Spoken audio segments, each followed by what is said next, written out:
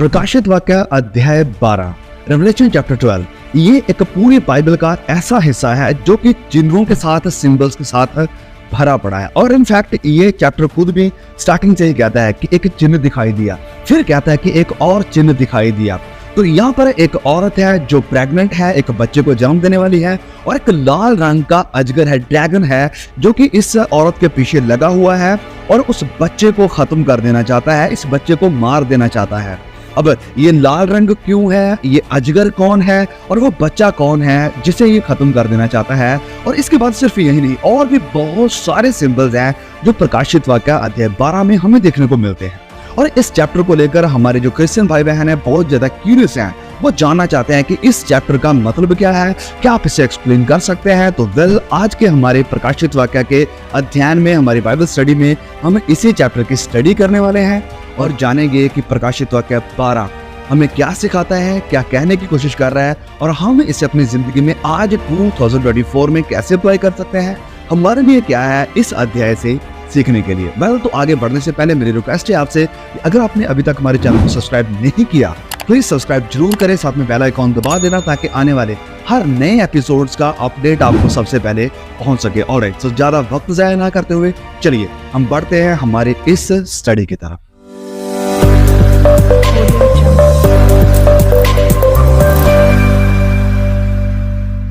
Okay, सो खुदा मसीह यीशु में आप सभी भाई बहनों को सलाम, जय मसीह की, प्रेज द लॉर्ड। मैं चाहता हूं कि आप अपनी बाइबल को जरूर अपने पास रख लें।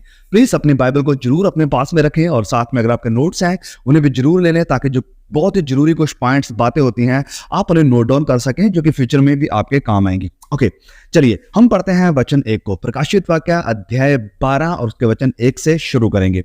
लिखा है यहाँ पर, फिर स्वर्ग में एक बड़ा चिन्ह दिखाई दिया, अर्थात एक स्त्री जो सूर्य ओढ़े हुए थी और चांद उसके पांव तले था, और उसके सर पर 12 तारों का मुकुट था। वह गर्भवती हुई और चिल्लाती थी क्योंकि प्रसव की पीड़ा में थी। ओके, वचन 2 तक को हम पढ़ा, आगे फिर स्टडी करते हैं। अब यहाँ पर एक औरत है, वचन देखा कि बहुत बड़ा चिन्ह दिखाई दे रहा है। एक औरत है जो कि सूर्य के साथ कवर है, और जो चांद है वो उसके पांव तले हैं, और 12 तारे उसके सर के ऊपर है, एक मुकुट के समान। नो, इन सब का क्या मतलब है, ये सब किन चीजों को दर्शाते हैं। तो सबसे पहली बात जो हमें नोट करनी चाहिए, सबसे पहली बात, इससे पहले कि हम आगे जाएं या सिंबल्स को देखें, सबसे पहली बात हमें नोट करने की जरूरी चीज वो ये है कि यहां पर वचन कह रहा है कि एक बहुत बड़ा चिन्ह दिखाई दिया। दिस इज अ साइन, ये एक साइन दिखाई दे रहा है। तो कहने का मतलब कि ये फिर से सिंबल है, ये एक साइन है, एक चिन्ह है, लिटरल नहीं है। जो कुछ भी यहां पर दिखाई दे रहा है लिटरल नहीं है, this is just a sign. और उस साइन को यूहन्ना देख रहा है, और साइन क्या कह रहा है कि एक स्त्री है। नाउ इस स्त्री को लेकर कि ये स्त्री कौन है, जैसे मैंने हमारे पिछले एपिसोड में भी बात करी थी, जब हम अब रेवलेशन अध्याय 11 को स्टडी कर रहे थे, उसमें भी मैंने बात करी थी कि बहुत सारी अलग अलग इंटरप्रिटेशंस लोग देते हैं कि ये जो औरत है वो किस चीज को दर्शाती है। ओके, अगर हम बात करें रोमन कैथलिक्स की, तो वो ये मानते हैं कि ये जो स्त्री है यहाँ पर जो कि बच्चे को जन्म देने वाली है, वो ऑब्वियसली बात है कि ये मरियम है, क्योंकि मरियम माता ने ही प्रभु यीशु को जन्म दिया है, और इस कारण वो इस बात को मानते हैं कि यहाँ पर बात हो रही है माता मरियम की। और फिर अगर आप रोमन कैथलिक्स की जो गैलरी है उसमें जाकर देखेंगे तो आपको ऐसी तस्वीरें दिखाई देगी जहां पर मरियम के पांव तले एक क्रिसेंट मून बना हुआ है, एक चंद्रमा बना हुआ है, सर के ऊपर एक सूर्य है, और तारों का मुकुट भी उसके ऊपर दिखाई देता है। रोमन कैथलिक्स लिटरली मानते हैं कि ये जो औरत है वो मरियम है। क्यों? क्योंकि मरियम ही है जिसने प्रभु यीशु को जन्म दिया है, और वो बच्चे को मानते हैं कि वो प्रभु यीशु मसीह है। ओके, लेकिन इसे भी हम लिटरली नहीं ले सकते हैं। अगर आप पूरे अध्याय 12 को पढ़ते जाओगे तो आगे आपको खुद ब खुद पता चल जाएगा कि नहीं, ये मरियम नहीं हो सकती, ये मरियम नहीं हो सकती। ये वचन खुद एक्सप्लेन कर देगा, हमें खुद के आइडियाज लगाने की जरूरत नहीं है। और सबसे बड़ी एक जो चीज है वचनों को समझने के लिए वो ये है कि लेट द बाइबल डिस्क्राइब और एक्सप्लेन इटसेल्फ, कि जो वचन है वचनों को खुद एक्सप्लेन करने दे कि इनका कहने का मतलब क्या है। ओके, तो एक ये आइडिया कि लोग रोमन कैथलिक्स मानते हैं कि ये जो औरत है वो माता मरियम है। फिर कई लोग क्रिश्चियंस ये भी मानते हैं कि ये चर्च है, ये जो औरत है वो चर्च को रिप्रेजेंट करती है, क्योंकि चर्च को मसीह की कलीसिया, दुल्हन, ब्राइड कहा गया है। तो ये जो औरत है वो चर्च है, वो कलीसिया है। तो ऑब्वियसली नहीं, ये भी ये जो व्यू है, ये आइडिया है, ये भी पूरी तरह से ओके कुछ चीज़ें होंगी इन सारी थ्योरीज में जो आपको बहुत कन्विंस करेगी, लेकिन बिब्लिकली जब हम इन्हें देखेंगे तो ये पूरी तरह से फिट नहीं बैठता है, क्योंकि कलीसिया मसीह यीशु को जन्म नहीं देती है, वरन मसीह यीशु ने कलीसिया को जन्म दिया है। He is the one who give birth to the church. उन्होंने ही चर्च को शुरू किया है, तो चर्च मसीह यीशु को जन्म नहीं दे सकता है। ओके, वो स्पिरिचुअल सेंस में हम मान सकते हैं, जिसके बारे में हम आगे बात करेंगे, लेकिन नहीं, ये चर्च भी नहीं है जो स्त्री यहाँ पर दिखाई जा रही है। तो ये कौन है? वेल, तो most of the theologians, most of the Christian scholars इस बात के साथ एग्री करते हैं कि ये जो औरत का जिक्र यहाँ पर हुआ है प्रकाशित वाक्य 12:1-2 में, ये असल में इजराइल को दर्शाता है। यस, इजराइल को, यहूदियों को दर्शाता है। अब इसके लिए बहुत सारे वचन हैं जो अप्रूव करते हैं। वह अगर हम क्लियरली देखना चाहते हैं, जैसे मैंने कहा कि वचनों को वचनों से एक्सप्लेन करने दें, तो ये हमारे लिए बहुत ही अच्छी बात होगी। तो ये जो यहाँ पर सिंबल यूज हुए हैं इस औरत के लिए, उसके विषय में कहा गया कि सूर्य को ओढ़े हुए है वो, और फिर जो चांद है वो उसके पांव तले है, और 12 तारों का मुकुट है उसके सर के ऊपर। अब एक कम्युनिटी है, सिर्फ पूरी बाइबल को आप पढ़कर देखो, सिर्फ एक ही कम्युनिटी है जिनके लिए सूर्य को, चांद को और तारों को इस्तेमाल किया गया है, और वो कम्युनिटी हमें कहां पर देखने को मिलती है? वेल, जब हम पढ़ते हैं उत्पत्ति अध्याय 27 और उसके वचन 9 में। ओके, चलिए हम चाहते हैं कि उस वचन की तरफ जाएं। उत्पत्ति बाइबल की पहली किताब, उसके अध्याय 37 और वचन 9 में। Genesis chapter number 37 versus beginning from 9। Okay, तो यहाँ पर कॉन्टेक्स्ट क्या है, मैं कॉन्टेक्स्ट बता देता हूँ। तो हम जानते हैं कि याकूब है, उसकी वाइफ है राखेल यानी रेचल, और उनका बेटा है यूसुफ। और यूसुफ वो बेटा है जिससे जो याकूब है बहुत ज़्यादा प्यार करता है, और यही यूसुफ है जिसे परमेश्वर ने दर्शन दिया है, जिसे खुदा ने विजन के थ्रू बहुत सारी चीज़ें दिखाई हैं। ओके, जो कि आगे चलकर एक बहुत बड़ी मिसाल भी बनता है, खुदा से इस्तेमाल करता है अपने काम के लिए, ये यानी यहूदी कौम को प्रिजर्व करने के लिए, बचाने के लिए। तो यहाँ पर उन्हीं विजन्स में से, उन्हीं सपनों में से एक सपना है जो यूसुफ ने देखा है, और वो सपना क्या है? चलिए वचन 9 से पढ़ते हैं। फिर उसने एक और स्वप्न देखा। किसने? यूसुफ ने एक और स्वप्न देखा है, और अपने भाइयों से उसका भी यूं वर्णन किया। ये जो यूसुफ है अपने भाइयों के पास जाता है और उन्हें बताता है कि मैंने सपना क्या देखा। तो वो क्या कहता है कि सुनो, मैंने एक स्वप्न देखा है कि सूर्य और चंद्रमा और 11 तारे मुझे दंडवत कर रहे हैं, कि जो सूर्य है वो भी, और जो चंद्रमा है वो भी, और जो 11 तारे हैं वो सब मुझे दंडवत कर रहे हैं। वचन 10, इस स्वप्न का उसने अपने पिता और भाइयों से वर्णन किया, तब उसके पिता ने उसको डांट कर कहा। तो अब याकूब यूसुफ को डांट रहा है। क्यों? क्योंकि याकूब को क्लियरली समझ में आ रहा है कि यूसुफ यहां पर क्या कहने की कोशिश कर रहा है, और उन्हें समझ आ रहा है कि यूसुफ ये कहने की कोशिश कर रहा है कि सूरज यानी याकूब, और चंद्रमा यानी राखेल, और 11 तारे यानी कि इसके जो भाई हैं वो इसे सजदा करेंगे। तो ये जो याकूब है वो यूसुफ को झिड़कना शुरू करते हैं। क्या कहते हैं? वचन लिखा है, ये कैसा स्वप्न है जो तूने देखा है? क्या सचमुच मैं और तेरी माता, ओके मतलब सूर्य और चंद्रमा और तेरे भाई यानी तारे जाकर तेरे आगे भूमि पर गिरकर दंडवत करेंगे? ये ऐसा कैसे हो सकता है? तूने ये कैसे सपन देख रहा है? तो हम जानते हैं कि लिटरली ये जो स्वप्न देखा था यूसुफ ने, ये पूरा हुआ। ये बिल्कुल पूरा हुआ। जब यूसुफ को मिस्र में लेकर जाया गया तो पूरे देश में जो था वो अकाल पड़ गया था, वहां पर फैमिन थी, खाने की या अनाज की बहुत ज्यादा कमी आ गई थी, जिसके कारण याकूब को और उसके बच्चों को जाना पड़ा था मिस्र में यूसुफ के पास खाना लेने के लिए, और वहां पर इन्होंने जाकर यूसुफ को सजदा किया था। तो ये स्वप्न पूरा हुआ था। तो यहां पर हम क्लियरली देख सकते हैं कि ये जो सिंबलिज्म या अध्याय 37 में हमें देखने को मिल रहे हैं, वचन 9 से लेकर 10 तक में, यही सिंबल्स फिर से प्रकाशित वाक्य 12 में भी आए हैं, और 12 में भी सेम चीज देखने को मिल रही है। और इस कारण जब हम वचनों को वचनों से देखते हैं, हमें क्लियरली पता चल जाता है, अपने आइडियाज लगाने की जरूरत नहीं पड़ती है कि ये औरत किस चीज को दर्शा रही है। वेल, तो ये औरत इजराइल को ही दर्शाती है, इजराइलियों को दर्शाती है, क्योंकि सिर्फ एक ही बार नहीं, परमेश्वर ने कई बार, जब हम पुराने नियम में पढ़ते जाते हैं, होशिया की किताब में, यशाया की किताब में, कई बार परमेश्वर ने ये जो इज़राइल है या यरूशलेम के जो लोग हैं, यहूदी लोग हैं, इन्हें दुल्हन कहा है, इन्हें औरत के नाम से पुकारा है कि ये जो यरूशलेम या इज़राइल है, ये एक औरत है, ये मेरी दुल्हन है, तो उन्हें औरत करके पुकारा है ऑलरेडी। सो इस कारण क्लियरली इस आयत का जब हम आगे भी कॉन्टेक्स्ट को पढ़ेंगे, क्लियरली मतलब यही निकल कर आएगा कि ये जो औरत है वो इज़राइल को ही दर्शाती है। ओके, तो ये जो मिस्ट्री है औरत को लेकर, वो तो हमारे लिए बिल्कुल क्लियर हो रही है कि ये कौन है। फिर जब हम मीका अध्याय 5 और उसके वचन 2 और 3 को पढ़ते हैं, मीका अध्याय 5। ओके, मैं चाहता हूं कि हम इस वचन को खोलें।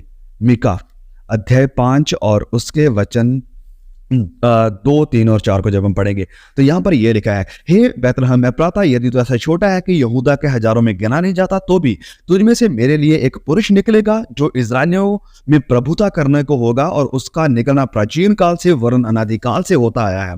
तो यहाँ पर लिखा है कि जो बैतलहम है वहां से एक मसीहा निकल कर आएगा, यरूशलेम से, इज़राइल से एक मसीहा निकल कर आएगा। ओके, वचन 3 में लिखा है, इस कारण वह उनको उस समय तक त्यागे रहेगा जब तक जच्चा उत्पन्न ना करे, तब इज़राइलियों के पास उसके बचे हुए भाई लौटकर उनसे मिल जाएंगे। और आगे लिखा है वचन 4 में, और वह खड़ा होकर यहोवा की दी हुई शक्ति से और अपने परमेश्वर यहोवा के नाम से प्रताप से उनकी चरवाही करेगा, और वह सुरक्षित रहेंगे, क्योंकि अब वह पृथ्वी की शोर तक महान ठहरेगा, वह शांति का मूल होगा। ये जो पैदा होगा बैतलहम में, इज़राइल में जो पैदा होगा, वो वचन में लिखा है कि वो प्रभुता करेगा, वो हुकूमत करेगा, राज्य करेगा। और जब हम प्रकाशित वाक्य 12 और उसके आगे वचन 5 को पढ़ते हैं तो वहां पर क्लियरली लिखा है कि ये जो बच्चा पैदा होता है वो लोहे का राजदंड लिए हुए राज्य करता है, हुकूमत करता है। वही भविष्यवाणी जो यहाँ पर मीका ने करी है कि वो फिर शांति का मूल होगा, he will be the source of peace, वो शांति का राजकुमार होगा। फिर जब हम पढ़ते हैं रोमियो अध्याय 9 और उसके वचन 5 में, यहाँ पर संत पौलुस भी इस चीज को लेकर जिक्र कर रहा है, 9:5। ओके, मैं चाहता हूं कि इन वचनों को हम खोलें क्योंकि वचनों को देखना बहुत ही जरूरी है। अध्याय 9 वचन 5 में यूं लिखा है, पुरखे भी उन्हीं के हैं, पुरखे भी जो हमारे पुरखे हैं वो भी उन्हीं के हैं, किनके? इजराइलियों के, यहूदियों के। और आगे लिखा है, और मसीह भी शरीर के भाव से, शरीर के भाव से यानी फिजिकली, अगर लिटरल लाइन को देखा जाए तो लिखा है कि यहाँ पर पौलुस कह रहे हैं कि शरीर के भाव से मसीह भी उन्हीं में से हुआ जो सबके ऊपर परम परमेश्वर युगान युग धन्य है, आमीन। तो यहाँ पर पौलुस भी कह रहा है कि मसीह भी उन्हीं से है, इजराइलियों से है, यहूदियों से है। तो यस, ये जो औरत है बच्चे को जन्म दे रही है वो इजराइल है, वो कोई और नहीं है। ओके, तो आगे वचनों को हम पढ़ते हैं, चलिए आगे पढ़ते हैं। अभी और कुछ और भी चीजें क्लियर होंगी जब हम आगे इस अध्याय 12 को पढ़ते जाएंगे, इसकी स्टडी करते जाएंगे। लिखा है यहाँ पर आगे वचन 4 से पढ़ेंगे, वचन 3 से पढ़ते हैं, एक और चिन्ह स्वर्ग में दिखाई दिया। तो फिर से यहाँ पर ध्यान दें कि ये फिर से एक चिन्ह है, एक साइन है। जो कुछ भी यहाँ पर दिखाई देगा, जो कलर दिखाई देंगे, जो नंबर्स दिखाई देंगे, जो चीजें या जो भी बीस्ट दिखाई देगा, वो सारे सिंबॉलिक हैं, उनका कोई मतलब होगा। तो वो मतलब क्या होगा, वो खुदा के अनुग्रह से हम सीखने की कोशिश करेंगे। देखा कि एक और चिन्ह स्वर्ग में से दिखाई दिया। क्या चिन्ह है कि देखो, एक बड़ा लाल अजगर था जिसके 7 सर हैं और 10 सींग थे, और उसके सरों पर 7 राज मुकुट थे। अब यहां पर एक बहुत बड़ा चिन्ह है, एक लाल अजगर है जिसके 7 सर हैं, 10 सींग हैं, और उसके सर के ऊपर 7 राज मुकुट हैं। वेल, अब इन सब का क्या मतलब है? सबसे पहली बात तो ये जो लाल अजगर है इसके 7 सर हैं, ये वचन हमें कह रहा है। अब ये 7 सरों का मतलब क्या है? वेल, 7 सर का मतलब है कि power, he is a powerful being, और 7 एम्पायर्स की यानी 7 हुकूमतों की यहाँ पर बात हुई है, और उसकी 7 हुकूमतें हैं। ये जो अजगर है, ये जो शैतान है, इसकी 7 हुकूमतें हैं। कौन कौन सी हुकूमतें हैं? वेल, जब हम इतिहास को उठाकर देखते हैं तो उन 7 के मैं नाम आपको बताना चाहता हूँ। सबसे पहले इजिप्शियन एम्पायर, दूसरा है असीरियन एम्पायर, तीसरा है बेबीलोनियन एम्पायर, चौथा है पर्शियन एम्पायर, पांचवा है ग्रीक के एम्पायर थी, और छठा है रोमन एम्पायर। जब इस किताब को लिखा जा रहा है उस वक्त में जो प्रेजेंट एम्पायर थी, जो कि छठी एम्पायर थी, 6th एम्पायर यानी साम्राज्य था, वो था रोम का साम्राज्य। और उसके बाद कोई भी ऐसा महान बड़ा साम्राज्य नहीं आया। अब 7वां आएगा जो कि फाइनल होगा, आखिरी होगा, और इसे ही कहा जाता है वन वर्ल्ड ऑर्डर। ये एक वन वर्ल्ड ऑर्डर के साथ आएगा। तो 7 सर है, उसके 7 एम्पायर हैं। 6 ऑलरेडी गुजर चुके हैं और जो 7वां है वो अभी आने वाला है। उसे वन यूनाइटेड किंगडम कहा जाता है, वन वर्ल्ड ऑर्डर कहा जाता है, जिसके बारे में बहुत सारा चर्चा हमें सुनने को मिलता है, जो कि आज के प्रेजेंट बड़े बड़े महान शख्सियतें हैं, बड़े रिच पीपल हैं, जो दुनिया को लीड कर रहे हैं, गाइड कर रहे हैं, ऐसे चलाने की कोशिशें कर रहे हैं, बातें कर रहे हैं, ऐसे सुधारने की बातें कर रहे हैं, वो इस वन वर्ल्ड ऑर्डर का भी जरूर जिक्र करते हैं। नो, आगे लिखा है कि उसके 10 हॉर्न हैं, उसके सर के ऊपर जो 10 सींग लगे हुए हैं। अब 10 सींगों का क्या मतलब है? वेल, 10 हॉर्न्स दर्शाते हैं 10 राजाओं को। ये 10 राजाओं को दर्शाते हैं, तो ये 10 बहुत ही पावरफुल राजा होंगे। 10 बहुत ही पावरफुल राजा, ये वो राजा होंगे जो कि यूनाइटेड होंगे, और इन्हीं 10 राजाओं के ऊपर ये जो एंटी क्राइस्ट होगा, वन वर्ल्ड हुकूमत को वो रूल करेगा, वो लीड करेगा।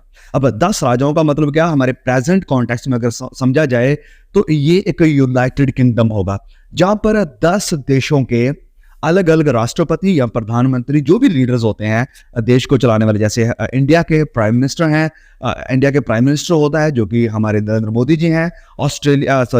अमेरिका में प्रेसिडेंट होता है जो कि मेन हेड होता है। हमारे इंडिया में प्राइम मिनिस्टर होता है जो कि मेन हेड होता है। तो ये जो मेन हेड होंगे देश के, ये एक ऐसा कॉम्बिनेशन बनाएंगे, एक ऐसा रूल बनाएंगे, इकट्ठे होकर 10 लोगों का, 10 प्रधानों का, 10 राष्ट्रपतियों का लगा लो, एक किंगडम होगा, एक यूनाइटेड किंगडम। तो ये 10 सर के ऊपर सिंह हैं उसके, ये एक यूनाइटेड किंगडम होगा 10 देशों के द्वारा। और ये 10 देश, ये जो पूरा वर्ल्ड होगा, उसे 10 हिस्सों में बांट दिया जाएगा, और इन 10 बांटे हुए वर्ल्ड के ऊपर ये 10 मेन रूलर होंगे जो पूरी दुनिया को लीड करेंगे, रूल करेंगे। और इनके ऊपर जो मेन बादशाह होगा, जो रूल होगा, वो होगा एंटी क्राइस्ट का, जो कि वन वर्ल्ड को स्थापित करेगा। इसके बाद लिखा गया कि उसके 7 मुकुट भी हैं। 7 मुकुट दिखाते हैं रॉयल्टी को, 7 मुकुट दिखाते हैं अथॉरिटी को। तो वचन में जब हम पढ़ते हैं तो वचन में क्लियरली लिखा है कि उसे अधिकार दिया गया है। उसे अधिकार देने वाला कौन है? उसे अधिकार देने वाला शैतान है, इब्लीस है, जो कि इस एंटी क्राइस्ट को अपनी ताकत देगा, अपना अधिकार देगा। जब हम पढ़ते हैं प्रकाशित वाक्य अध्याय 13 में और डैनियल अध्याय 7 में भी इसका जिक्र देखने को मिलता है कि उसे ये दिया गया, उसे ये अधिकार दिया गया है। ओके, तो जब हम बात कर रहे थे 10 राज्यों की, इसका जिक्र सिर्फ यहीं पर ही नहीं देखने को मिलता है।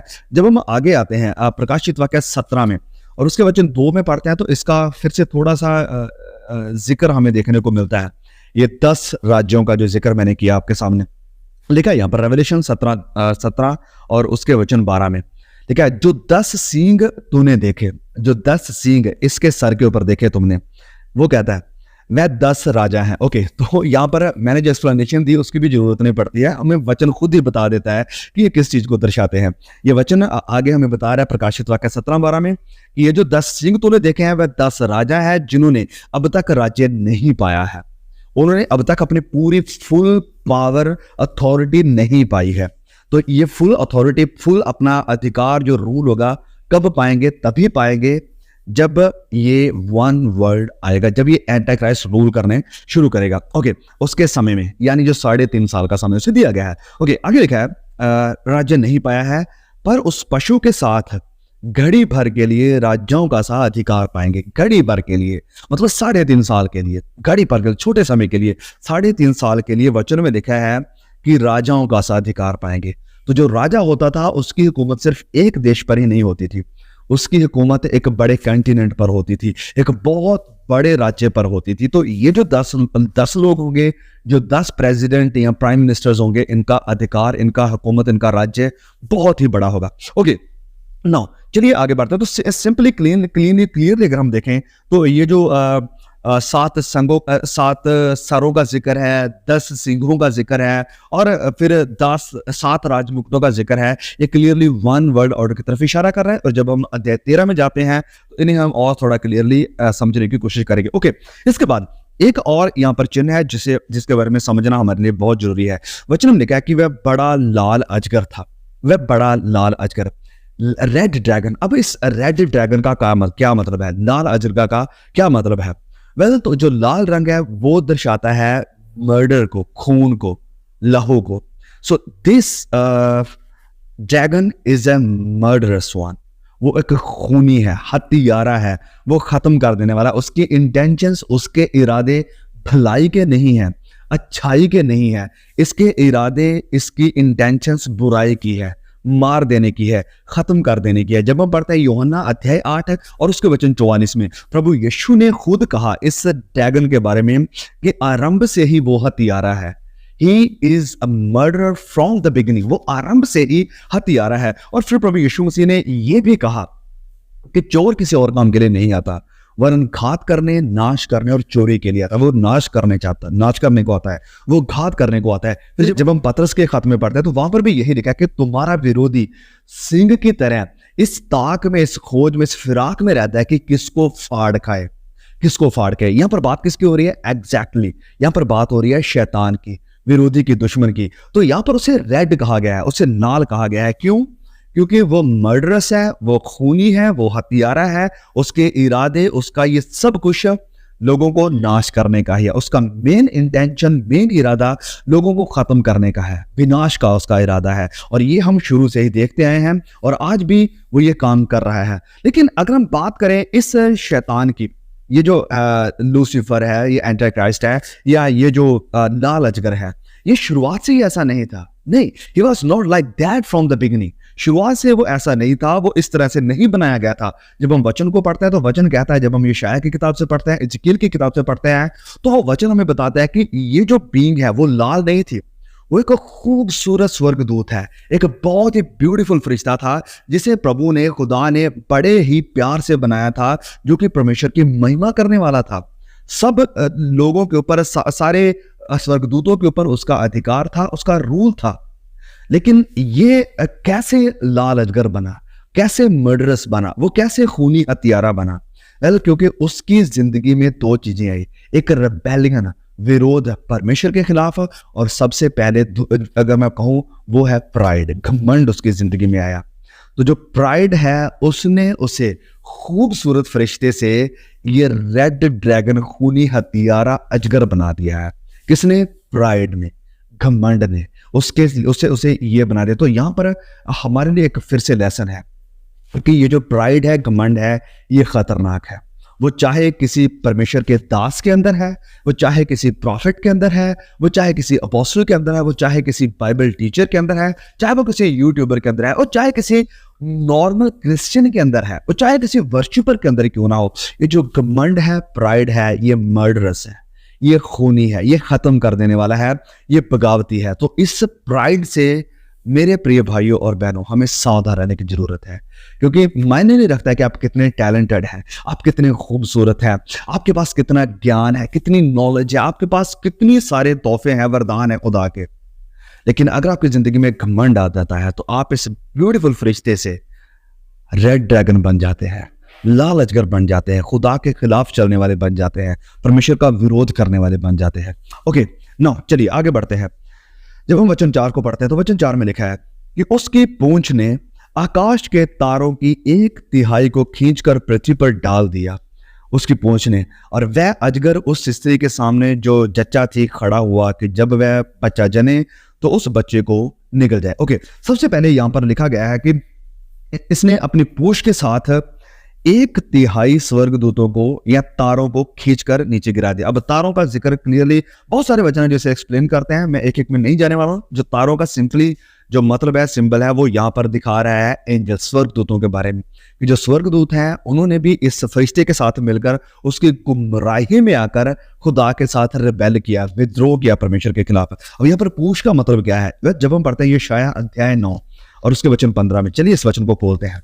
यशायाह अध्याय 9 और इसके वचन 15 में यूं लिखा है, और इस ये जो पूछ है इसका भी हमें मतलब समझ में आ जाता है। यशायाह अध्याय 9 वचन 15। ओके, लिखा है यहाँ पर, पुर्नियों और प्रतिष्ठ पुरुष तो सिर है, पुर्निया और प्रतिष्ठ पुरुष तो सिर हैं, और झूठी बातें सिखाने वाला नबी पूछ है। झूठी बातें सिखाने वाला नबी जो होता है वो पूछ होता है। जब आप इस इंग्लिश में पढ़ते हैं वहां पर लिखा है कि the one who deceives is a tale, जो डिसीव करता है, जो गुमराह करता है। तो शैतान ने ये जो बाकी के स्वर्गदूत है जो उसके साथ गिराए गए, इन्हें गुमराह किया, और जो काम वो आज भी कर रहा है। आज भी लोगों को परमेश्वर की उपस्थिति से दूर करने के लिए, परमेश्वर के राज्य से दूर करने के लिए वो अपनी पूछ का इस्तेमाल कर रहा है। पूछ मतलब गुमराही का इस्तेमाल कर रहा है। और ये गुमराही वो चीज है जिसका जिक्र प्रभु यीशु मसीह ने मत्ती अध्याय 24 में 4 बार किया है। मत्ती अध्याय 24 में 4 बार प्रभु यीशु मसीह ने ये बात कही कि सावधान रहो, को तुम्हें गुमराह ना करने पाए, को तुम्हें बहकाने ना पाए। फिर वहां पर प्रभु यीशु मसीह ने ये भी कहा कि वो गुमराही इतनी स्ट्रांग होगी, इतनी तेज होगी कि चुने हुए भी गुमराह हो जाएंगे। तो यहाँ पर स्वर्गदूतों को गुमराह करने के लिए भी शैतान ने यही टैक्टिक यूज किया है, उन्हें गिराने के लिए। गुमराही को, डिसेप्शन को ही यूज किया गया है। ओके, यहाँ पर फिर आगे जब हम पढ़ते हैं तो यहाँ पर लिखा है कि जो ये अजगर है वो इस औरत के सामने खड़ा हुआ है। औरत के सामने जो जच्चा यानी जो प्रेग्नेंट थी, और खड़ा हुआ कि जब वह बच्चा जने तो उस बच्चे को निगल जाए। तो ये जो ड्रैगन है वो अपोज कर रहा है इस औरत को अपोज कर रहा है, उसका सामना कर रहा है, उसका विरोध कर रहा है। क्यों? क्योंकि वो उस बच्चे को जन्म देने वाली है। कौन सा बच्चा? जो इसके सर को कुचलने वाला है, यानी मसीह यीशु। तो ये जो अटेम्प्ट्स हैं शैतान की, विरोधी की, इस अजगर की, इस औरत को खत्म करने की, यानी इजराइल को खत्म करने की, ये हिस्टोरिकल है। ये इतिहास में हमें कई बार देखने को मिलती है। It has happened through out the history. इतिहास में ये कई बार हो चुका है कि जब इस अजगर ने इस औरत को खत्म करने की कोशिश करी है। क्यों? क्योंकि वो जानता है कि इस औरत के थ्रू ही वो बच्चा आएगा, वो मसीहा आएगा जो मेरे सर को कुचलने वाला है। उसे कैसे पता है? क्योंकि जब उत्पत्ति अध्याय 3 में भविष्यवाणी हुई थी, खुदा ने कहा था कि इस औरत की संतान से कोई आएगा जो अजगर के सर को कुचलेगा। तो शैतान इस प्रोफेसी को याद रखता है, उसे पता है। तो इसी कारण उस औरत की संतान के पीछे वो लगा हुआ है, इजराइल के पीछे वो लगा हुआ है। सबसे पहले उसने फिरौन के थ्रू इस पूरे इजराइल को खत्म करने की कोशिश करी, इजराइल की पीढ़ियों को खत्म करने की कोशिश करी, लेकिन वो कामयाब नहीं हो पाया। फिर राजा शौल में शैतान जब आया था, जब शैतान उस राजा शौल के अंदर समा गया था, तो वहां पर भी उसने दाऊद को मारने का प्रयास किया, दाऊद को मारने की कोशिश करी, क्योंकि वो जानता था कि दाऊद के थ्रू उसकी संतानें आगे बढ़ने वाली हैं। फिर जब हम्मान आया, हम्मान उस समय का हिटलर माना जाता है। अब आपको अगर एस्तर की किताब को पढ़ा है तो आपको पता होगा कि हम्मान कौन है। मैं पूरे इतिहास में नहीं जाना चाहता हूं। हम्मान वो था जो कि इजरायलियों को पूरी तरह से मिटा देना चाहता था, खत्म कर देना चाहता था। वो इजरायलियों को अपना दुश्मन मानता था। तो yes, Haman was a Hitler of that time. उस समय का जो हिटलर था वो हम्मान था, जो यहूदियों के विरोध में था। फिर जब हम आगे आ जाते हैं, जब प्रभु यीशु मसीह का जन्म हुआ, तो हेरोदिस में ये शैतान समाया। शैतान ने अपना काम करना हेरोदिस के थ्रू शुरू किया, और हेरोदिस के थ्रू उसने सारे बच्चों को मराने की कोशिश करी कि ये जो बच्चा जन्म लेने वाला, जो बादशाह पैदा हुआ है, मैं इसे खत्म कर दूंगा, इसे मरवा दूंगा। लेकिन हम जानते हैं, ये वचन भी क्लियर कर रहा है कि वो अपने इन सारे कोशिशों में कभी भी कामयाब नहीं होगा, ना ही वो हुआ है। फिर जब हम आगे इतिहास को उठाकर देखते हैं, तो आगे इतिहास में भी कई बार ये कोशिशें करी गई हैं यहूदियों को खत्म करने के लिए। यहूदियों के सबसे बड़े दुश्मन आज की तारीख में अगर हम देखें तो वो मुसलमान हैं। वो यहूदियों को मिटा देना चाहते हैं, उन्हें बहुत ही बुरा भला बोलते हैं। मैंने खुद अपने कानों से सुना और अपनी आंखों से देखा है। तो आगे जब हम पढ़ते हैं, हमें ये बात क्लियर हो जाती है कि ये जो अजगर है प्रयास कर रहा है, कोशिशें कर रहा है इस औरत को खत्म करने के लिए और उससे बच्चे को मार देने के लिए, but he will never succeed. वो कभी भी कामयाब नहीं होगा, ना वो कामयाब हुआ है और ना ही वो कामयाब होगा। तो वचन में आगे लिखा, वचन 5 को जब हम पढ़ते हैं, वहां पर फिर आगे लिखा कि वह बेटा जनी, उसने एक बच्चे को, एक बेटे को जन्म दिया है, अ मेल चाइल्ड, एक बेटे को। और वो बेटा कौन है? प्रभु यीशु मसीह। उसने एक बेटे को जन्म दिया। आगे लिखा है, जो लोहे का राजदंड लिए हुए सब जातियों पर राज्य करने पर था, और वह बच्चा एकाएक परमेश्वर के पास और उसके सिंहासन के पास उठाकर पहुंचा दिया गया।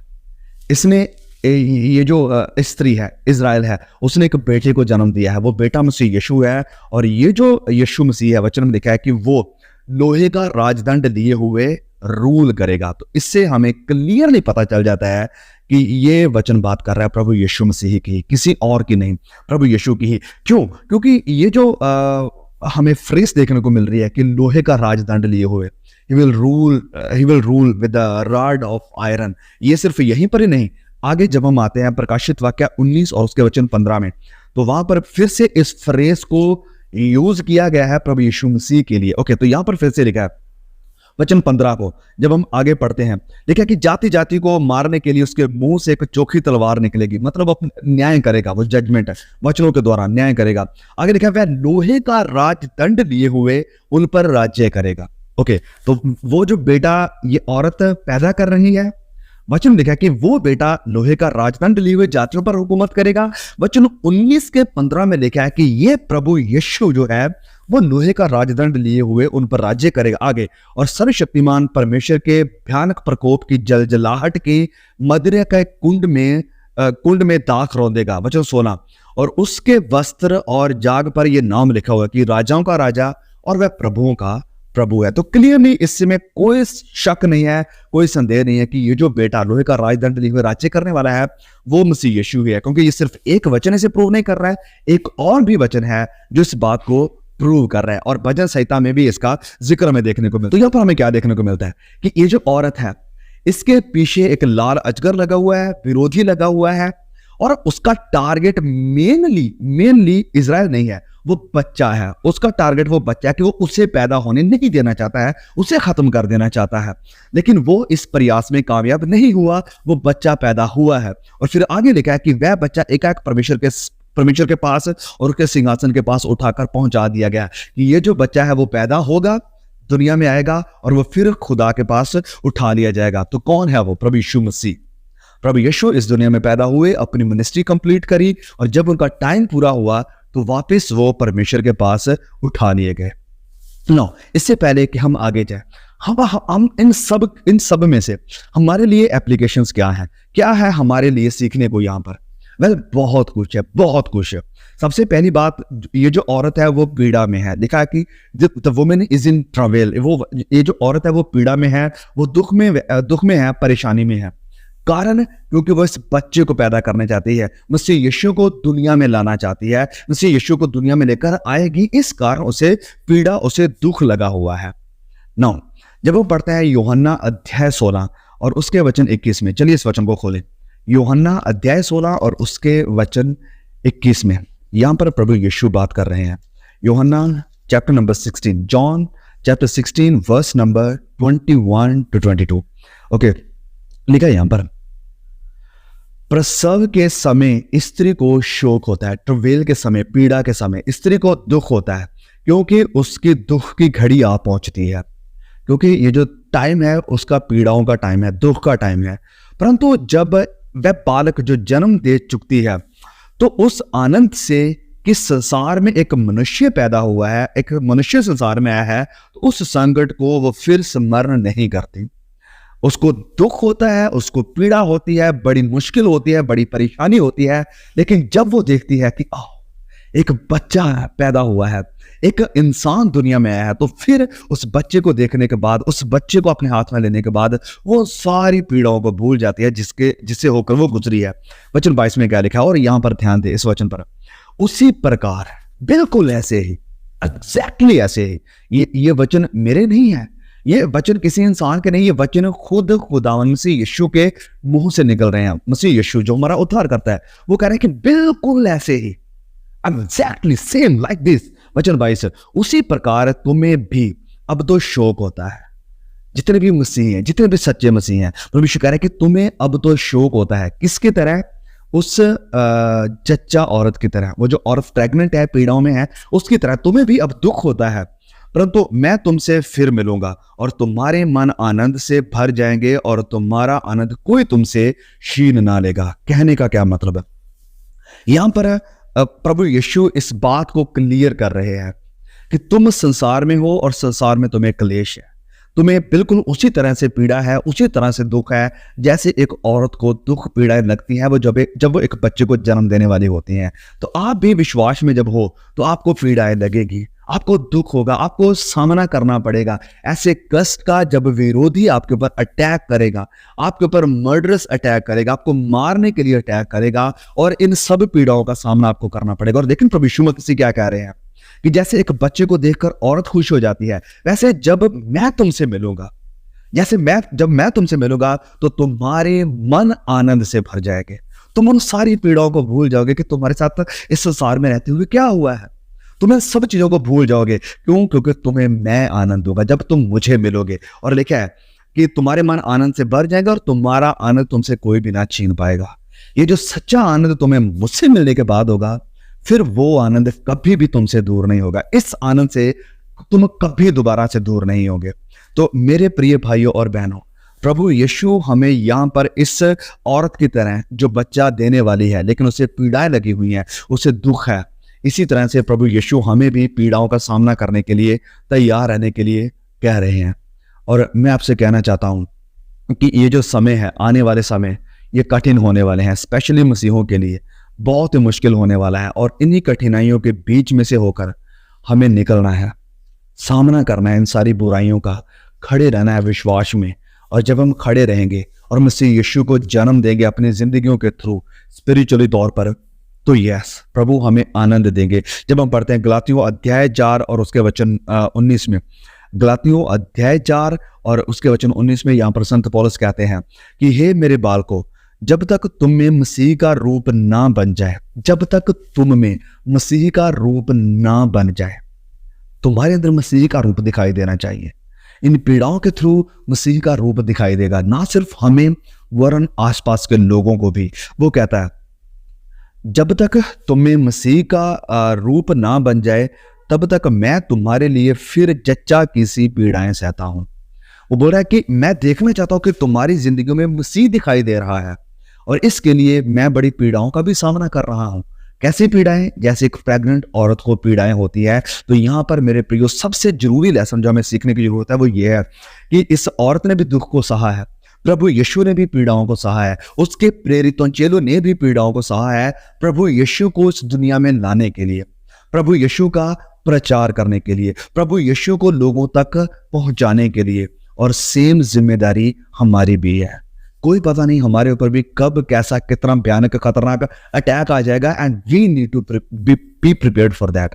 हमें उस चीज के लिए तैयार रहने की जरूरत है। और जब हम उस चीज के लिए तैयार रहेंगे तो we will be called overcomers, तब हम जयवंत कहलाएंगे। और जब हम जयवंत कहलाएंगे, जैसे प्रभु यीशु जयवंत हुए, तो हम जैसे प्रभु यीशु पिता के पास उठा लिए गए ताकि उसके साथ बैठकर सिंहासन पर राज्य करें, हुकूमत करें, तो हम भी प्रभु यीशु की तरह उठा लिए जाएंगे ताकि हम भी उसके साथ बैठकर हुकूमत करें, हम भी उसके साथ बैठकर राज्य करें। सो प्लीज इन बातों को जरूर याद रखें। इन सारे वचनों से हमें सिर्फ इन्हें पढ़ना ही नहीं है, सिर्फ इसे समझना ही नहीं है, क्योंकि इस सिंबल का ये मतलब है, उस सिंबल का ये मतलब है। हमें इससे सीखना भी है, अप्लाई भी करना है अपनी जिंदगी से कि हमें सीखने को क्या मिल रहा है। तो इन बातों को कभी ना भूले। ओके, चलिए आगे बढ़ते हैं वचन 6 की तरफ। ओके, वचन 6 में लिखा है, और वह स्त्री, ये जो स्त्री, अब ये जो स्त्री जिसने इस बच्चे को जन्म दिया है, अब मैं आपको बताना चाहता हूं कि यहां पर एक बहुत बड़ा गैप है। वचन 5 और वचन 6 में एक गैप है। ओके, मैं इस वचन को पढ़ता हूं, फिर आगे एक्सप्लेन करते हैं। वचन 6 में लिखा है, और वह स्त्री उस जंगल को भाग गई जहां परमेश्वर की ओर से उसके लिए एक जगह तैयार की गई थी कि वहां वह 1260 दिन तक पाली जाए। नो, जैसे मैं कह रहा हूं कि ये जो औरत है वो जंगल की तरफ गई है, उसे जंगल में भेजा गया। अब लिटरली वो जंगल नहीं है, इसका क्या सिंबलिज्म है, वो ये है कि प्रभु ने एक जगह तैयार की गई है, एक जगह तैयार की है, पर्टिकुलरली जगह, और उस जगह प्रभु इस औरत को संभालेगा। औरत कौन है? इजराइल है। और वो समय कितना बता रहा है? ये वचन बता रहा है 3.5 साल का समय है। अब ये 3.5 साल का समय क्या है? वेल, ये 3.5 साल का समय है एंटी क्राइस्ट का समय, जब इस दुनिया में ऐसा भारी स्ताव होगा खुदा के लोगों के ऊपर, मसीहों के ऊपर और यहूदियों के ऊपर। एक भारी स्ताव आएगा, बहुत ही भारी, जहां पर परमेश्वर कह रहे हैं कि मैंने उसके लिए एक जगह तैयार करी है, मैं ऐसे संभालूंगा।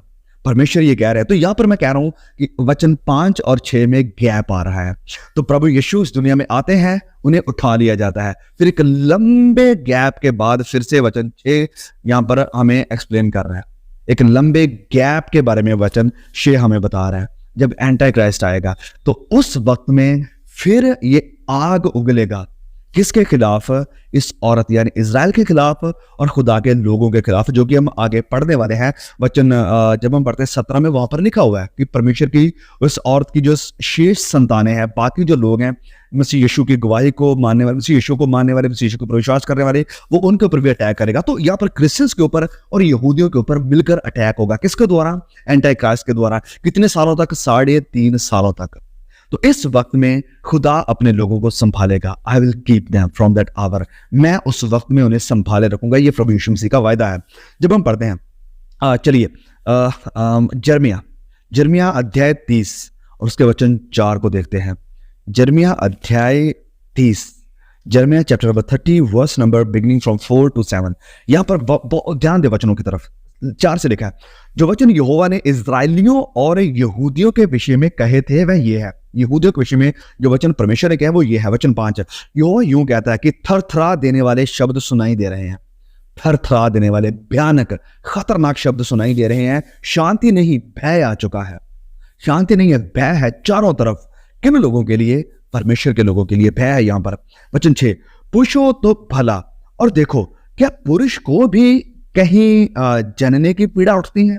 क्या आदमियों को भी ये प्रेगनेंसी की पीड़ाएं लगती हैं? ये वचन कह रहा है। ओके, फिर क्या कारण है कि सब पुरुष जच्चा के समान अपनी अपनी कमर अपने हाथों में दबाए हुए दिखाई देते हैं? कि क्यों ये सारे लोग ऐसे दिखाई दे रहे हैं कि जैसे इन्हें बहुत पीड़ाएं लगी हैं? कारण की पीड़ाएं लगी हैं। वो 3.5 साल का भयानक समय है जब एंटी क्राइस्ट रूल कर रहा है, और जितने भी उसका विरोध करने वाले हैं और खुदा के साथ चलने वाले हैं, उनके लिए ये समय कठिन है, मुश्किल है। आगे लिखा है, क्यों सबके मुख पीले पीले पड़ गए हैं। वचन 7, हाय हाय वह दिन क्या ही भारी होगा, वह दिन क्या ही भारी होगा, उसके समान और कोई दिन नहीं। ये याकूब के संकट का समय है। This is the hour of the trial of Jacob. ये याकूब के संकट का समय है, परंतु वह उससे भी छुड़ाया जाएगा। ये उससे छुड़ाया जाएगा। उसके ऊपर संकट आएगा, पीड़ाएं आएगी, लोग ऐसे दिखाई देंगे कि जैसे वो बड़ी दुख में है, बड़ी पीड़ाएं में, लेकिन वचन कह रहा है कि परमेश्वर उन्हें छुड़ाएगा। जैसे वचन 12 अध्याय 12 में हमने पढ़ा कि परमेश्वर ने ऑलरेडी उसे जगह तैयार किया उसके लिए, तो यस वो बचाए जाएंगे। खुदा के जो लोग हैं वो संभाले जाएंगे। संभालने का क्या मतलब है? कि वो झुकेंगे नहीं, वो परमेश्वर के लिए खड़े रहेंगे। खुदा उनका कोई नुकसान नहीं होने देगा, उन्हें अपना बल देगा, उन्हें अपना जोर देगा कि एंटी क्राइस्ट उनके ऊपर ओवरकम ना करे। ओवरकम करने का क्या मतलब? वो उन्हें हरा नहीं पाएगा। किस चीज में? कि वो विश्वास को छोड़कर उसके सामने सजदा कर दे।